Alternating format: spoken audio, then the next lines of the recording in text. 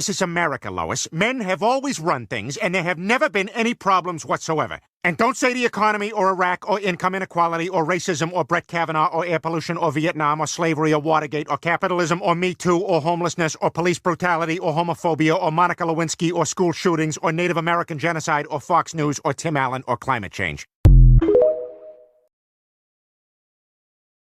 Bitch, you know I'm sexy. Don't call, just text me. Bitch is slow, can't get on my speed. They stare cause they know I'm the ITGIRL. You know I am that girl. Shh, bitch, don't kiss and tell. It girl from ATL. ITGIRL. You know I am that girl. Shh, bitch, don't kiss and tell. It girl from ATL. I don't think these blue-collar types realize is that without their labor, we can't do anything at all. I think what we all want is to just go back to the way things were. Of course I make 350 times as much as you, but I won't if you don't come back to work. Guys, please stop. I'm losing like so much money and I'm gonna keep losing money if you continue. This is just not how you treat your family. And I've always said that everyone at Ford is family. Not just the people with my last name. Don't get how they don't feel appreciated when we just spent $300 million to get each worker biometrically scanned. Can't we all just be happy that anyone's making money in this economy? To all my guys in my factories, you know I love you guys. What you're doing is making my grandfather really mad at me. How to pronounce?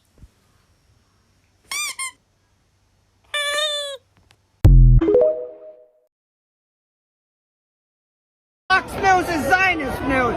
Corporate Zionist news. You're full of shit.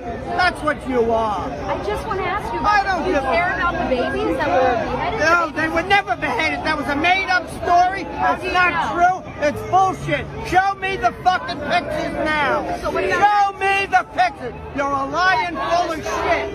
You're full of shit. You and Fox 5 News is full of shit. Do you think that what happened this weekend is okay? It is okay because it's international law. Resolution 242 says when an occupying force has the right to come in when they occupy your country, you have a right, any means necessary, to defend your country with violence.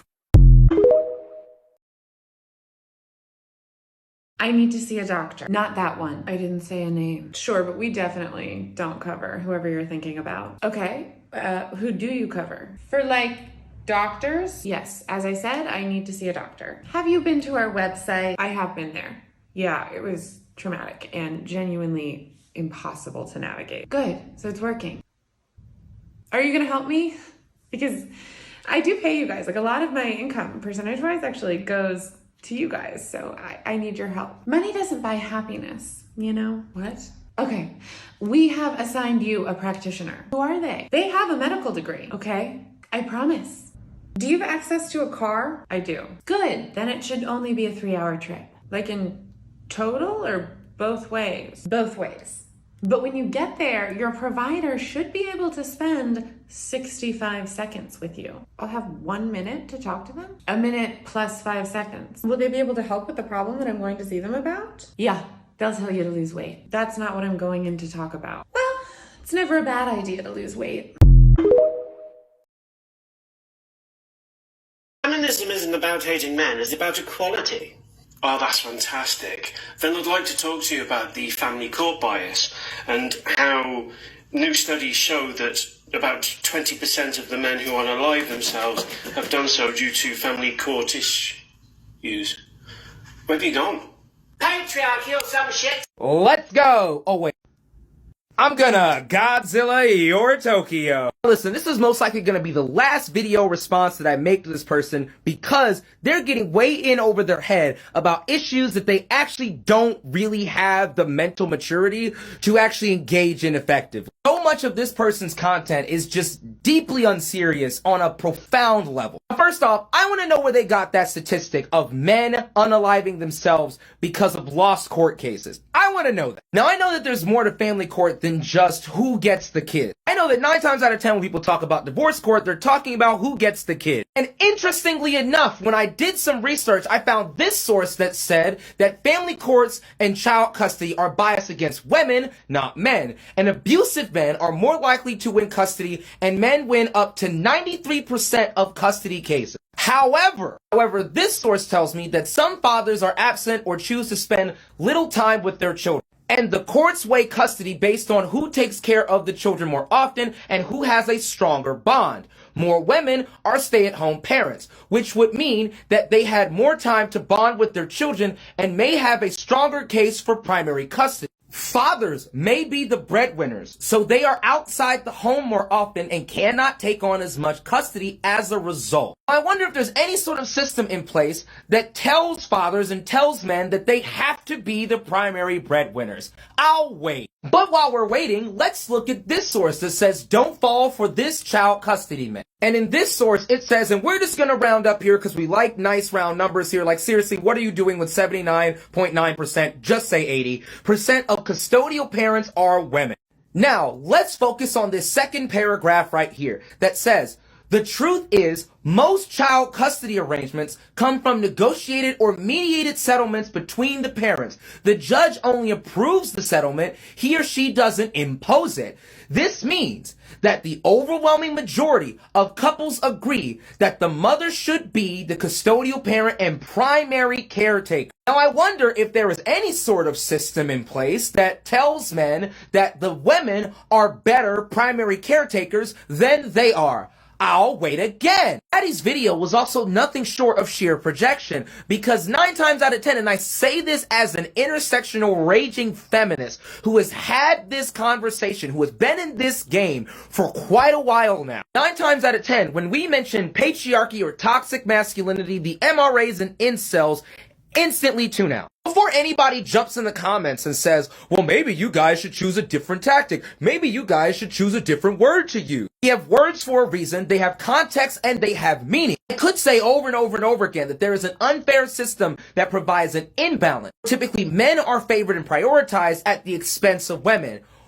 Or, hear me out, I can just use one word for that and save myself a lot of time, energy, and freaking air. Listen, if you can't engage in an actually productive or intelligent conversation simply because you are just driven over the edge by a single word, I'm sorry, that's a you problem. If you're trying to engage in an intelligent conversation because you're actually trying to gain some sort of knowledge or gain some sort of understanding, but you can't even handle a word that is integral to the conversation, then you're simply not ready to actually engage in that conversation. And maybe, God forbid, you actually do some unpacking to see why that is. Oh, thanks, I guess. However, the other commenters drew my attention to your profile picture. You do know that this brother is gay, right? But hold on, don't let this be about me. I'm going to read something to you. I've always imagined you and me sitting out in the sun, hand in hand, free at last. We spoke of all the places we would go if we could, yet you are gone now. If I had known that bombs raining down on us would take you from me, I would have gladly told the world how I adored you more than anything. I'm sorry I was a coward. A place where I kissed my first crush. Being gay in Khazé is hard, but somehow it was fun. I made out with a lot of boys in my neighborhood. I thought everyone is gay to some level. I don't know how long I will live, so I just want this to be my memory here before I die. I am not going to leave my home, come what may. My biggest regret is not kissing this one guy. He died 2 days back. We had told how much we like each other, and I was too shy to kiss last time. He died in the bombing. I think a big part of me died too. And soon I will be dead. To Eunice, I will kiss you in heaven. When we say free Palestine, there's no asterisk that says, except for the queers. The true fight for liberation is unconditional. When you think about enslavers, you probably envision a white male. But white women were actually very active in the business of slavery. Young white girls from slaveholding families were often gifted an enslaved person from as early as birth and for all sorts of reasons, birthdays, weddings, or for no reason at all. Slaveholding parents would also bequeath enslaved people to their daughters via deeds and in their wills, and sometimes include the ownership of any children that enslaved person had as well.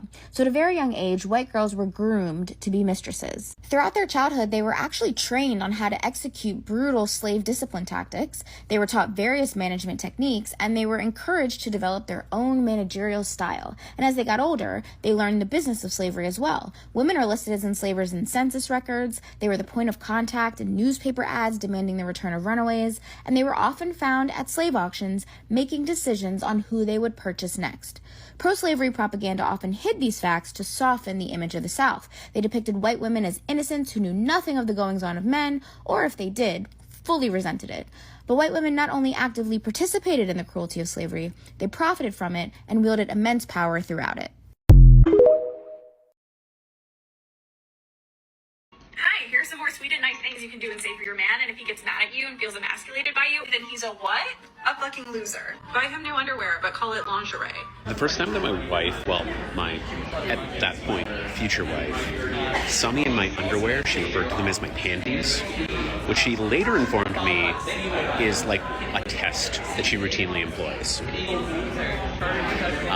And they have been my panties ever since. Only word I use to describe them. With all this attention drawn on Justin Timberlake because of Britney Spears' book and how Justin Timberlake was acting fake black, I kind of want to draw a tiny bit of attention and say I deserve my flowers for what I do consider to be my magnum opus TikTok. I'm gonna just let this play right now. It's from a couple years ago. If you're seeing this, then you've probably already seen this picture of Ariana Grande doing her best breakfast at Tiffany's, but let's play a game I like to call Celebrities I like better when they were problematically pretending to be black.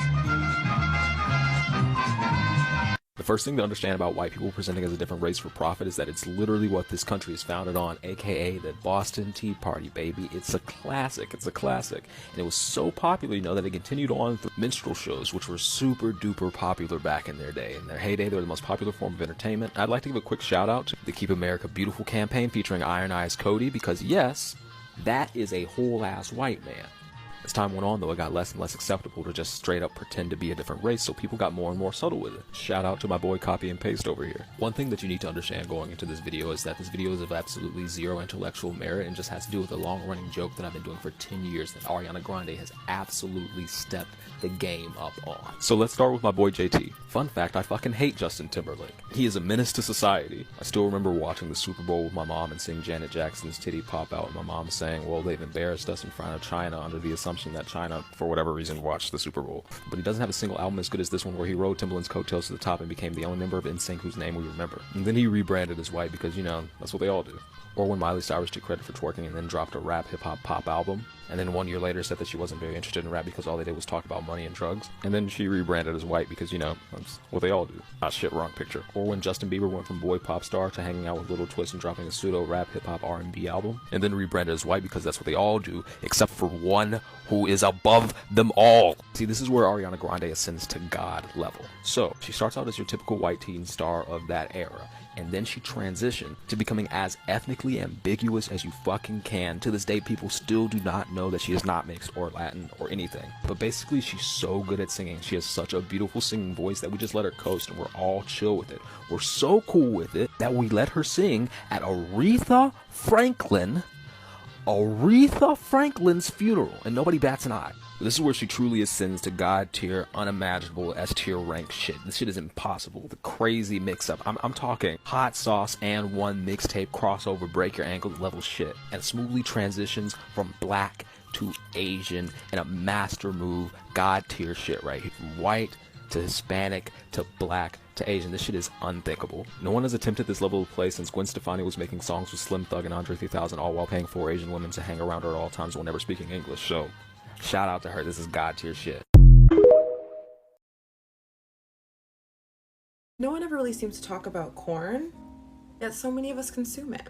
Interesting. Then, years later, when we're trying to form intimate relationships, we seem to struggle to connect with our partners and even sometimes ourselves. Personally, I didn't realize how deeply porn and the depiction of heteronormative patriarchal roles within it impacted the way that I saw myself and how I expressed myself intimately. It wasn't until I started exploring my queerness within queer relationships that I realized how much all of that impacted my intimate experiences with my partners. I'm sure you've heard the phrase, the intimate act is over when the man is finished. And that's a prime example of how intimacy within a traditional Western society is kind of seen like a storybook where there's a clear beginning, middle, and end, rather than an open-ended experience that could look different for anybody at any given time. The end part of that traditional Western story of intimacy is usually described as that big wow moment, if you know what I mean, the big O. And I know for a fact that many of us have had intimate experiences where we never achieved a big O moment because our partner achieved theirs before us and then it was just over. And they rolled over and fell asleep beside us. So we adapt. We mimic what we see in porn and we figure, okay, well, if the purpose of this intimate act is for the man to finish, then I may as well facilitate that process and try to have some fun along the way. So we amp up the theatrics, we put on a performance to try to please the man or the person who's topping. And in doing so, what happens? Yeah, we neglect our own needs. So for years, I was convinced that I was having pleasurable intimate experiences, but it was only pleasurable because I was giving myself an A+ on my performance review, and that satisfied my praise kink. What felt good was making the other person feel good, because the intimate experience wasn't supposed to be about me anyway, right? I had to give myself permission to receive pleasure. That was the only way to break the curse of patriarchal intimate performance that was learned through porn and heteronormative society. And in part 2, I'll explain exactly how that curse was broken and how to reprogram your mind and body to prioritize and accept your own pleasure.